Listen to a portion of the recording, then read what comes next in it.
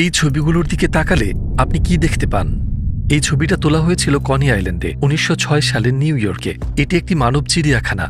এর একেবারে কেন্দ্রে রয়েছে স্থানীয় ফিলিপিনো একটি শিশু, যাকে এমন সব মানুষ ঘিরে আছেন যারা দ্বিধায় ভুগছেন যে এই শিশুটি আদৌ মানুষ কিনা। কিন্তু এতে সন্দেহ নেই যে মনে মনে তারা নিজেদের উপরওয়ালাই মনে করেন। সবগুলো ছবি দেখার পরে একমাত্র যে শব্দটা আপনার মাথায় আসবে সেটা হলো বর্ণবৈষম্য। কে আপনাকে নিজের গায়ের রঙকে এতটা ঘৃণা করতে শেখালো যে আপনি সাদা বর্ণের মানুষদের মতো রং পেতে ব্লিচ ব্যবহার শুরু করলেন? কোনটা বাজে? কারণ সে পুরোই কালো। এখন ২০২৪ সাল। আমরা দারুণভাবে অগ্রসর হয়েছি কৃত্রিম বুদ্ধিমত্তা, মহাকাশ যাত্রা সহ আরও নানান ক্ষেত্রে। কিন্তু আবার একই সময়ে এই সমস্ত অগ্রগতির পরেও আমরা রেসিজমের মতো সমস্যা সমাধান করতে পারিনি। এমন একটা দৃশ্য কল্পনা করে দেখুন যেখানে হাজারো মানুষ এমনকি আপনাকে মানুষ বলেই মনে করছে না, এমনকি আপনার মৃত্যুতেও কিছু যায় আসে না, কারণ আপনি দেখতে তাদের মতো নন। বর্ণবৈষম্যের উত্থান কিভাবে ঘটে, একে নিয়ে ইতিহাসের পাতায় কি ঘটেছিল এবং আজকের দিনে কি ঘটছে, এবং সবশেষে আপনি দেখতে পাবেন কিভাবে ইসলাম মানব ইতিহাসের সবচেয়ে লজ্জাজনক অধ্যায়ের এক চমৎকার সমাধান নিয়ে এসেছিল। আপনি তৈরি থাকলে চলুন শুরু করা যাক। চলুন শুরুতে দেখানো ছবিগুলোতে ফিরে যাই। এই শিশুটি কতটা খুশি বলে আপনার মনে হয়? এমনকি সে জানেই না যে সে ঠিক কোথায় আছে। যখন আপনি প্রথমবার ওকে দেখবেন, আপনি এই মানসিকতা বুঝিয়ে উঠতে পারবেন না। তোমার সাথে এই যে অন্যায় এবং হিংস্র আচরণগুলো করছি, তুমি সেগুলোরই যোগ্য। কেন? কারণ আমার মতো একই রং বা বর্ণের তুমি নও। হ্যাঁ, তারা ঠিক এরকমটাই ভাবে। তাদের মতে এই মানুষগুলো আদিম। এদেরকে তারা উপহাস করতে পারে কারণ তারা এদের বর্বর বলে মনে করে। এদেরকে তারা বিরক্তি করার অপদার্থ বলে মনে করে। সংস্কৃতির ভিন্নতার কারণে তারা এটাও চায় না যে এই মানুষগুলো স্বাধীনভাবে বাঁচুক। এই বর্ণবাদী মানুষগুলো সাধারণত যা করে, প্রথমত এই মানুষগুলোকে তাদের নিজেদের সাথে তুলনা করে, আর এরপর তাদের নিজেদের সমাজের শ্রেষ্ঠত্ব এদের উপর চাপিয়ে দেয়। কি যে এক চরম সভ্য আচরণ! মানবতা কতটা নিষ্ঠুর হতে পারে সেটার কেবলমাত্র একটি হৃদয় বিদারক উদাহরণ হচ্ছে মানব চিড়িয়াখানা। অনেকগুলো বড় শহরে এটা বেশ জনপ্রিয় হয়ে উঠেছিল, যেমন প্যারিস, হ্যামবার্গ, লন্ডন, মিলানো, নিউ ইয়র্ক সিটি এবং শিকাগো। ১৯০৬ সালে medicine Grant, new York geological সোসাইটির প্রেসিডেন্ট, আরও এক ধাপ এগিয়ে গিয়ে কঙ্গো থেকে ওটা ব্যাঙ্গা নামক এক ব্যক্তিকে খাঁচায় ঢুকিয়ে নিউ ইয়র্ক শহরের ব্রঙ্কস চিড়িয়াখানায় প্রদর্শনী করেছিলেন। তার উপর সে লোকটিকে একটি ওরাং ওটাং, একটি গরিলা এবং একটি শিম্পাঞ্জির সাথে একই খাঁচায় রেখেছিল। কেন জানেন? কারণ ওই খাঁচাটাতে লেখা ছিল মানবজাতির প্রাচীনতম পূর্বপুরুষ। তো কঙ্গোর এই ব্যক্তিটি ছিলেন বিবর্তনের ধারায় তথাকথিত মিসিং লিঙ্ক, এবং প্রত্যেকেরই তাকে সেই নজরেই দেখা উচিত, তার যত খারাপই লাগুক না কেন। কিন্তু আমেরিকায় যে ঘটনাগুলো ঘটেছিল সেগুলো কি শুধু কালো মানুষদের বিপক্ষেই ছিল? দুর্ভাগ্যজনকভাবে না। এখন চলুন নেটিভ আমেরিকান মানুষগুলোর উপর অত্যাচারের সময়কালটিতে ফিরে দেখা যাক, দি ইন্ডিয়ান ম্যাসাকার। সেই সময়টা যখন আমেরিকা উপনিবেশে পরিণত হচ্ছিল। দুঃখজনকভাবে কতজন মানুষ মারা গিয়েছিলেন সেই হিসাব আজও জানা যায়নি। কেউ একজন সাগর পাড়ি দিয়ে এসে আপনাকে নিজের জন্মভূমিতেই পর করে দিল, এরপর আপনাকে জাতিগতভাবে নির্মূল করতে চাইল, আর এতে করে তাদের কোনো অপরাধবোধ হলো না, কারণ নিজেদেরকে তারা প্রভু হিসেবেই দেখে। বর্ণবৈষম্য মহাদেশ থেকে মহাদেশে ক্যান্সারের মতো ছড়িয়ে পড়তে লাগলো, এবং কিছুদিন পরে অস্ট্রেলিয়াতেও ডালপালা মেলতে শুরু করে। অষ্টাদশ শতকে যখন ব্রিটিশরা এই মহাদেশে আসে, তারা আদিবাসীদের সেখানে বসবাসরত দেখতে পায় অ্যাবরিজিনিস। তাদের গায়ের রং ছিল আলাদা, তাদের পোশাক আশাকও ছিল অদ্ভুত, তারা দেখতে একদমই ব্রিটিশদের মতো নয়। এই কারণগুলোই যথেষ্ট ছিল তাদের উপর নিপীড়ন চালাতে। যদি প্রতিবাদ করে তাহলে বর্বশক্তি তাদের উপর প্রয়োগ করা হবে, তাদের মতে এতে তো দোষের কিছু নেই। আর তারপর কি ঘটল? একদিকে গণহত্যা আর অন্যদিকে উচ্ছেদ চালিয়ে যাওয়ায় ১০০ বছরের মধ্যে আদিবাসী জনসংখ্যা ৮৫% কমে আসে। এটি এক অবিশ্বাস্য উপাত্ত। এই লোকগুলো আপনার সাথে কি এমন করেছে যে মানুষ হয়েও ৫১ কোটি বর্গ কিলোমিটারের পৃথিবীতে তারা একটুখানি ঠাঁই পেল না? এতটাই নির্মম হয়ে ওঠা যে নিজেদের স্বার্থে অন্যকে এমন করে উচ্ছেদ এবং হত্যা করা যায়। ইতিহাসের পাতা এমন আরো অনেক উদাহরণ দিয়ে ভর্তি। আপনার কি মনে হয় না এইসব বর্ণবাদী যাদের কাজকর্ম আজও হরহামেশা আমাদের চোখে পড়ে, তাদের একটি চেতনা প্রয়োজন যা তাদের চোখ খুলে দিবে? আমি দাবির সাথে বলছি যে এই লোকগুলোর যদি ১৪০০ বছর আগে জন্ম নেওয়া সেই চেতনা থাকতো, এই ঘটনাগুলো কখনোই ঘটত না। কিন্তু কি ছিল ১৪০০ বছর আগে? ১ লক্ষেরও বেশি লোক এই মানুষটির মুখের একটি কথার জন্য প্রতীক্ষায় বসে থাকত, যাকে আল্লাহ তার বার্তাবাহক হিসেবে পাঠিয়েছিলেন। ইতিহাসে এই ঘটনাটিকে বলা হয় বিদায়ী খুতবা। রাসূল সাল্লাল্লাহু আলাইহি ওয়াসাল্লাম, তার উপর শান্তি বর্ষিত হোক, তার সামনের বিশাল জমায়েতের দিকে তাকালেন এবং তাদেরকে সহ সকল শতাব্দীর মানুষদের সকলের উদ্দেশ্যে বলে উঠলেন, সমস্ত মানবজাতি আদম এবং হাওয়া থেকে এসেছে। একজন আরবের আরেকজন অনারবের উপর কোনো শ্রেষ্ঠত্ব নেই, একজন অনারবেরও আরেকজন আরবের উপর কোনো শ্রেষ্ঠত্ব নেই। আবার কৃষ্ণদের উপর শ্বেতাঙ্গদের কোনো শ্রেষ্ঠত্ব নেই, এবং শ্বেতাঙ্গদের উপর কৃষ্ণদের কোনো শ্রেষ্ঠত্ব নেই, শুধুমাত্র নেক আমল এবং পরহেজগারি ছাড়া। এই ভাষণে মানবজাতির জন্য আরো অনেক বার্তা রয়েছে। একটু থেমে এ ব্যাপারে চিন্তা করা যাক। এসব অপরাধের পেছনে যে মানুষগুলো, তাদের যদি রাসূল মুহাম্মদ এবং সেই দিনের ভাষণটির শ্রোতাদের মতো চেতনাবোধ থাকত, এই ঘটনাগুলো কি কখনো ঘটত?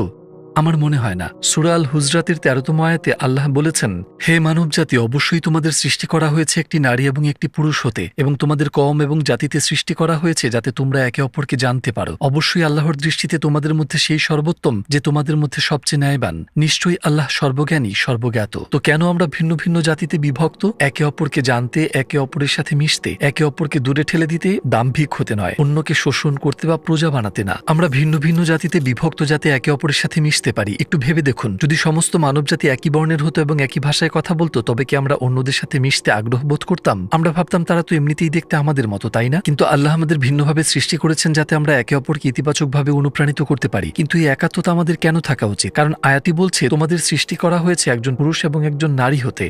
যেহেতু আমরা সবাই আদম এবং হাওয়ার বংশধর এবং সন্তান, এ থেকেই পরিষ্কার হয় যে আমরা একে অপরের ভাই ও বোন, আমরা একে অপরের স্বজন। এই আয়াতের যুক্তিগুলো কি সুন্দর, তাই না? ধরুন আপনার যদি একজন জ্ঞাতি ভাই থাকে কিন্তু দুজনের কেউই সে ব্যাপারে জানেন না। অনেক বছর পর যখন অবশেষে দুজনের দেখা হয়, একে অপরের সম্পর্কে শোনার পর ঘনিষ্ঠ সম্পর্ক তৈরি হবে, তাই তো? ইতিহাসে যে পাতাগুলো বর্ণবৈষম্যের কালিমায় ঢাকা, ইসলাম সেগুলোর যেখানেই গিয়েছে আলোকবর্তিকার মতো সেগুলোকে উজ্জ্বল করে তুলেছে এবং ভ্রাতৃত্বের আদর্শকে প্রতিষ্ঠা করেছে। যে দেশে এটি পৌঁছেছে সেখানেই বর্ণবাদকে প্রতিহত করেছে এবং এই মানসিকতার বিরুদ্ধে লড়াই করেছে।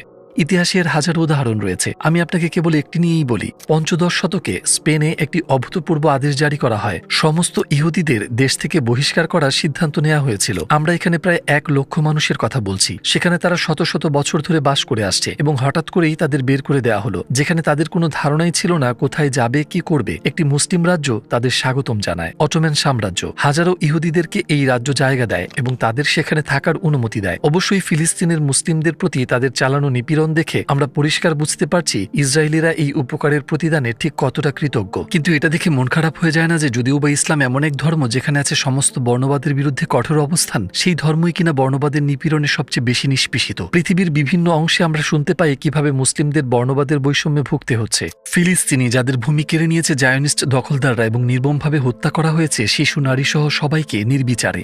মায়ানমারের মুসলিম, যাদেরকে বৌদ্ধ সরকার উচ্ছেদ করেছে নিজেদেরই বাড়িঘর থেকে, তাদের সংখ্যা 10 লক্ষেরও বেশি।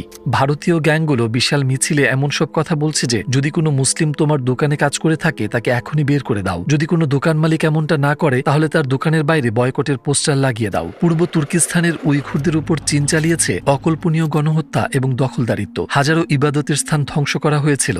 অসংখ্য শিশুর ধর্মীয় শিক্ষার পথ বন্ধ করে দেয়া হয়েছিল। আপনি হয়তো ভাবছেন এই লোকগুলো যারা মুসলিম সহ অন্যদের বিরুদ্ধে বর্ণবাদী অপরাধ করেছে তারা কি অপরাধ বোধে ভোগে না? যেমন নিষ্পাপ শিশুদের উপর বোমা বর্ষণ করে ইসরায়েল তার বিবেকের তাড়না থেকে মুক্তি পায় কি করে? ঠিক এই জায়গাটাতেই সাইকোলজির একটি দারুণ দৃশ্যপট আসে, ডেমোনাইজেশন। অন্য কথায় কোনো নিষ্পাপ ব্যক্তিকে খারাপ বা নিকৃষ্টতর দেখানো এবং এতে বিশ্বাস করে তারা অন্যদের বিরুদ্ধে ঘটানো নিপীড়নকে ন্যায্য এবং স্বাভাবিক করে নেয় যাতে তারা বিবেকের দংশন থেকে মুক্তি পেতে পারে। ইসরায়েলি সরকার ঠিক এইভাবেই চিন্তা করে। তারা নিজেরাই আবার সাধারণ মানুষের উপর বোমা বর্ষণ করে আর বলে বেড়ায় আমরা মানুষ নামের পশুদের বিরুদ্ধে লড়ছি এবং আমরা সঠিক পদক্ষেপ নিয়েছি। কি করে এই অসুস্থ মানসিকতা তৈরি হয়? কোরআন 1400 বছর আগে সেটারও ব্যাখ্যা দিয়ে গেছে। এমন একটা সময়ে যখন মনস্তত্ত্ববিদ্যা এমনকি রেসিজম শব্দটির জন্মই হয়নি।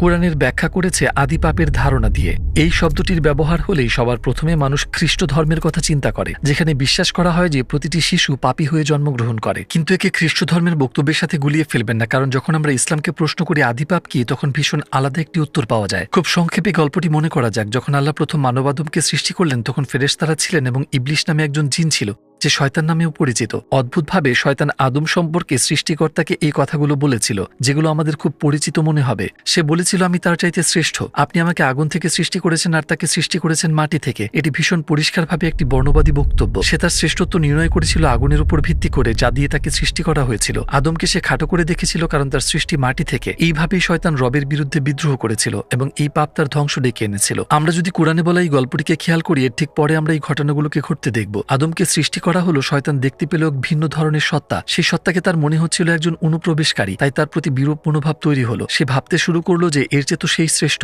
শেষ পর্যন্ত সে তার মনের লুকোনো বিদ্বেষ প্রকাশ করে ফেলল। নিজের শ্রেষ্ঠত্ব জাহির করতে সে আদমের অন্যান্য গুণগুলোকে উপেক্ষা করলো এবং বস্তুগত গুণাবলী ধরে ধরে আঘাত করতে শুরু করলো। ঠিক এইভাবেই বর্ণবিদ্বেষের জন্ম হয়। কুরআন আসলে মানব সভ্যতার এমন একটি অপরাধের মনস্তত্ত্ব ব্যাখ্যা করেছে যা শতাব্দী থেকে শতাব্দী মানবতার জন্য এক চরম লজ্জা এবং অপমান হয়ে থাকবে, এবং একে শয়তানেরই বৈশিষ্ট্য হিসেবে দেখিয়েছে যে কিনা রবেরই শত্রু, যাতে মুমিনদের চোখে এই পাপের কুৎসিত রূপটি ধরা পড়ে এবং তারা নিজেদের এ থেকে বিরত রাখে। কি চমৎকার, তাই না? ব্যাপারটা খুব অদ্ভুত, তাই না?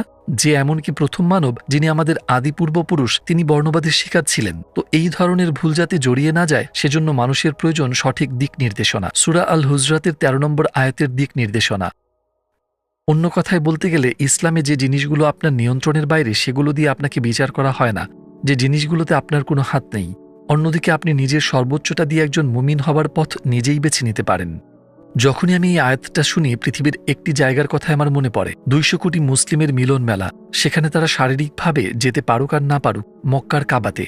এখন আমরা রয়েছি মুসলিম বিশ্বের প্রাণকেন্দ্রে, আমরা রয়েছি মক্কায়, কাবায়। এখানে মুসলিমরা পৃথিবীর চারদিক থেকে এসে জমা হন, ভিন্ন জাতীয়তা, ভিন্ন প্রেক্ষাপট, ভিন্ন সংস্কৃতি, ভিন্ন বর্ণকে ধারণ করে। আর তারা এখানে আসেন শুধুমাত্র একটি লক্ষ্যকে সামনে রেখে। পুরুষেরা সবাই একই পোশাক পরেন, সাদা কাপড়ের দুটো টুকরো। নারীরা শালীনভাবে পোশাক পরেন, এবং তারা এখানে আসেন শুধুমাত্র একটি লক্ষ্য নিয়ে, একটি সার্বজনীন লক্ষ্য, তাদের রবের ইবাদত এবং তার নিকটবর্তী হবার ইচ্ছা।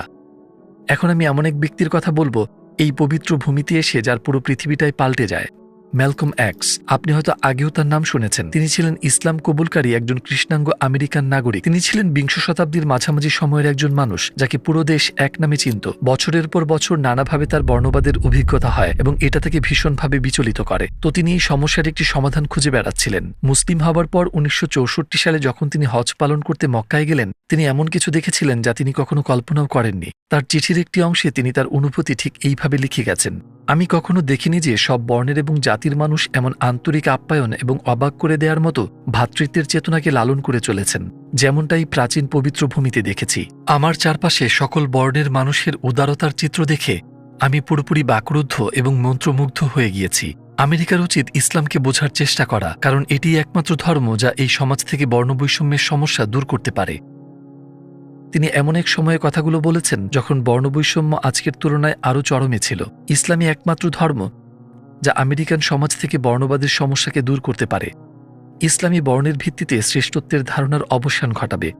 একমাত্র ইসলামী নিরপরাধ শিশুদের উপর বর্ণবাদী আক্রমণের অবসান ঘটাতে পারে। আপনার কি মনে হয় না যে সবকিছু একেবারে পরিষ্কার? মানুষ হিসেবে যখন আমাদেরকে পৃথিবীর বুকে একা ছেড়ে দেওয়া হয়, তখন আমাদের অন্যায় এবং নিষ্ঠুরতার কোনো সীমা পরিসীমা থাকে না, এবং প্রায় সময় আমরা আমাদের অপরাধগুলোকে ডেমোনাইজেশনের মতো কুযুক্তি দিয়ে ন্যায্য এবং স্বাভাবিক বানানোর চেষ্টা করি। এটাও বুঝে উঠতে পারি না যে আমরা যা করছি সেটা ভুল, কিন্তু আবার একই সময় আমরা সেই মানবজাতি যারা অসংখ্য ভুল পথের মধ্য থেকে সঠিক পথকে বেছে নেবার সক্ষমতা রাখি। মানে মনুষ্যত্বের রূপরেখায় ভালো এবং মন্দ এই দুটির চরম মাত্রায় যাবার ক্ষমতা রাখে। আপনার কি মনে হয় না যিনি তাদের সৃষ্টি করেছেন এবং এই পৃথিবীতে পাঠিয়েছেন তিনি অবশ্যই তাদের পথ দেখাবেন? এমনকি আমরা মানুষ হয়েও যখন কিছু সৃষ্টি করি, আমরা কি চাই না যে তা সবচেয়ে সুন্দর হয়ে উঠুক? তাই অবশ্যই যিনি আমাদের সৃষ্টি করেছেন তিনি অবশ্যই চাইবেন আমরা সবচেয়ে সুন্দর পর্যায়ে পৌঁছাই। আল্লাহ সবসময় তার রাসূলদের উপর নাজিল করা ওহীর মাধ্যমে আমাদের সবচেয়ে সুন্দর পথে চালিত করতে চেয়েছেন। আমরা শুরু থেকে জানিয়ে কথা বলছি সেসব শুধুমাত্র শেষ নবী মুহাম্মদ মানবজাতির কাছে যে বার্তা পৌঁছে দিয়েছেন তার একটি মাত্র অংশ। কুরআনের 6000-এর বেশি আয়াতের মধ্যে শুধুমাত্র একটি আয়াত। প্রচণ্ড বিজ্ঞতার সাথে কোরআন যে বেশ কিছু সমস্যার সমাধান দিয়েছে তার একটি মাত্র। এমনকি সেই একটি মাত্র সমাধান এতটা অনন্য শক্তি রাখে যে এর থেকেই কি পরিষ্কার হয়ে যায় না যে এই কিতাবই সেই পরম দিক নির্দেশনা যা মানব জাতির ভীষণ প্রয়োজন।